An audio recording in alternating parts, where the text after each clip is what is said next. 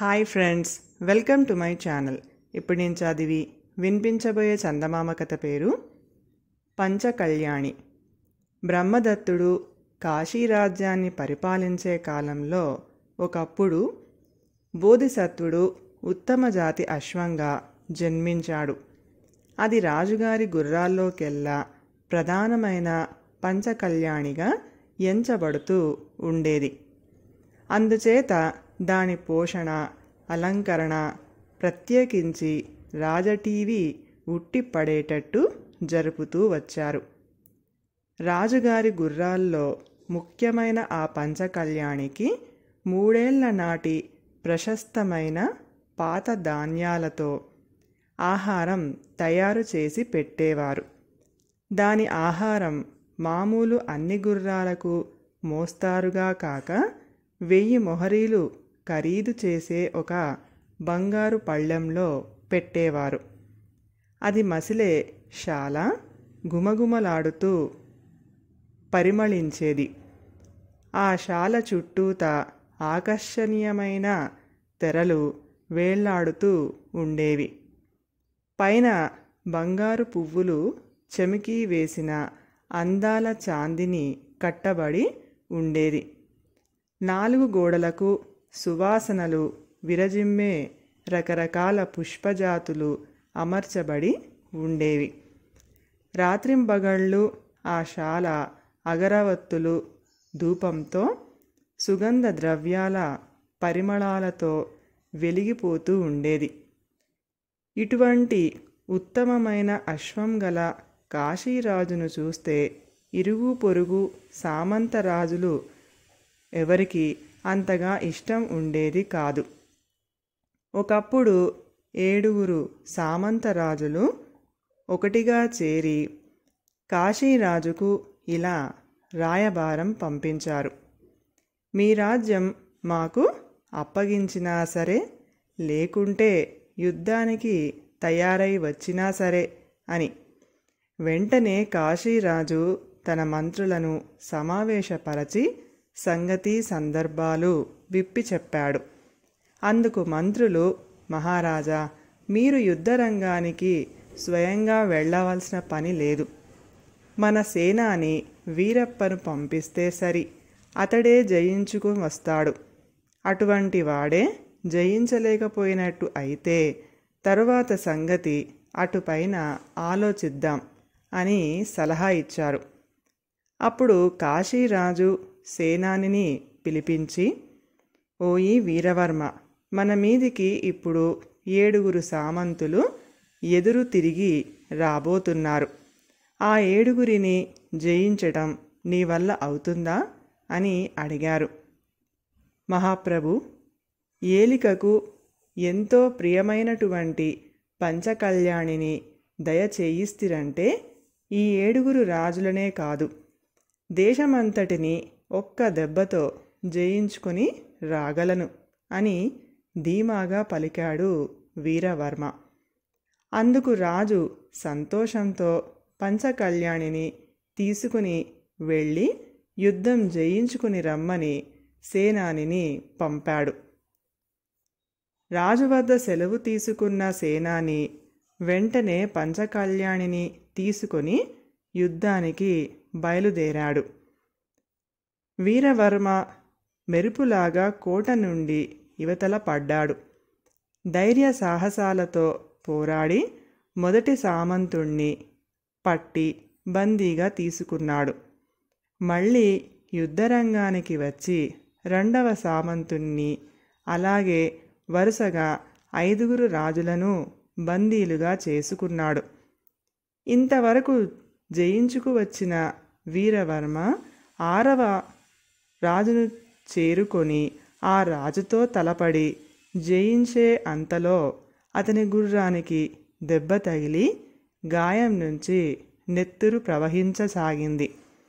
వీరవర్మ పంచకళ్యాణిని ఒక ద్వారం వద్ద కట్టివేసి మరొక గుర్రాన్ని తీసుకొని యుద్ధానికి వెళదామా అని ఆలోచించాడు. ఈ ఆలోచనతో పంచకళ్యాణికి ఉన్న జీను, కళ్ళెము, తక్కిన సామాగ్రి విప్పి తీసుకోబోయాడు. అప్పుడు పంచకళ్యాణి రూపంలో ఉన్న బోధిసత్వుడు సేనాని చేస్తున్న పనిని కళ్ళు విప్పి చూశాడు. అయ్యో వీరుడా, ఎంత అమాయకుడవు! నాకు దెబ్బ తగిలింది అనగానే మరి ఒక గుర్రాన్ని తయారు చేసుకుందామని అనుకుంటున్నావు. 7వ రాజును ఛేదించి 7వ సామంతరాజును పట్టి ఇవ్వటం ఆ గుర్రానికి ఏమి చేతనవుతుంది? అలా నమ్మి కొత్త గుర్రాన్ని తీసుకోవటంతో ఇంతవరకు నేను చేసిన పని అంతా వ్యర్థం అయిపోతుందే.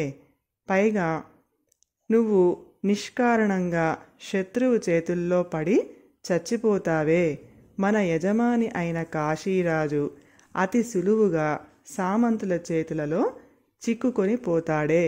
7వ సామంతరాజును జయించటం ఒక్క నా వల్లనే అవుతుంది గాని మరొక గుర్రానికి అది సాధ్యం కాదని నీకు తెలియకపోయే కదా అని అనుకొని విచారించింది.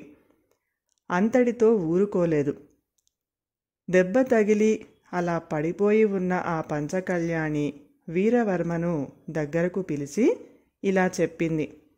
ఓయి శూరుడా వీరవర్మ, 7వ మకాము భేదించి 7వ శత్రురాజును పట్టగల గుర్రము నేను తప్ప మరొకటి లేదని తెలుసుకో. ఇంతవరకు నేను చేసిన పని వ్యర్థం కానీయకు. ఎటువంటి పరిస్థితుల్లోనైనా ధైర్యం, సాహసం ఉండాలి. ఇందుకు తోడు ఆత్మవిశ్వాసం, గుండె నిబ్బరము అవసరం అయి ఉన్నది. కనుక నా మీద పూర్తి నమ్మకం కలిగి ఉండు. దెబ్బ తగిలినంత మాత్రాన నన్ను విడిచిపుచ్చకు. గాయం తగిలిన నా కాలుకి వెంటనే కట్టుకట్టి బాగుచేయి. మళ్ళీ నన్ను పూంచి త్వరగా యుద్ధరంగానికి బయలుదేరు అని అనేక విధాల బోధ చేసింది. తక్షణమే వీరవర్మ తన పంచకళ్యాణికి కట్టుకట్టి మళ్ళీ తయారు చేశాడు. దానిపైన ఎక్కి బయలుదేరేసరికి అది మెరుపులాగా మెరిసి చూస్తూ ఉండగా 7వ మకాం భేదించింది. వీరవర్మ 7వ సామంతుణ్ణి కూడా బందీగా పట్టి తెచ్చాడు. వీరవర్మకే యుద్ధంలో విజయం కలిగింది. బందీలుగా పట్టుబడిన 7గురు సామంతులను సైనికులు కాశీరాజు ఎదుట పెట్టారు. పంచకళ్యాణి రూపంలో ఉన్న బోధిసత్వుడు అక్కడికి వచ్చాడు. వచ్చి రాజుతో, ప్రభు, ఈ 7గురు నీకు సాటి రాజులు. వారిని హింసించటం తగదు. వారిని కించపరచటం కూడా న్యాయం కాదు. నీకు తోచిన ఒక షరతు పెట్టి వారిని ఆ షరతుకు లోబర్చి వదిలివేయటం సమంజసం. రాజా, ఉదారత కలిగి ఉండు.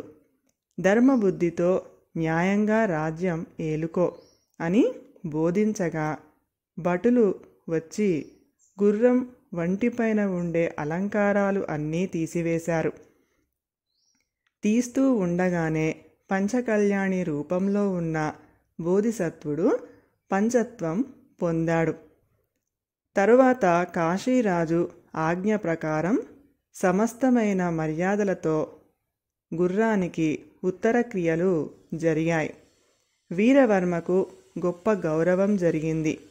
7గురు సామంతులను వారి వారి రాజ్యాలకు పంపించి వేశారు. నాటి నుండి కాశీరాజ్యంలో బోధిసత్వుని ఇష్టప్రకారం న్యాయసమ్మతంగా ధర్మయుతంగా పరిపాలన సాగుతూ వచ్చింది. కథ సమాప్తం.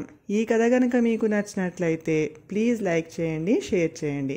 మరిన్ని మంచి మంచి కథల కోసం మా ఛానల్ని సబ్స్క్రైబ్ చేసుకోండి. Thank you.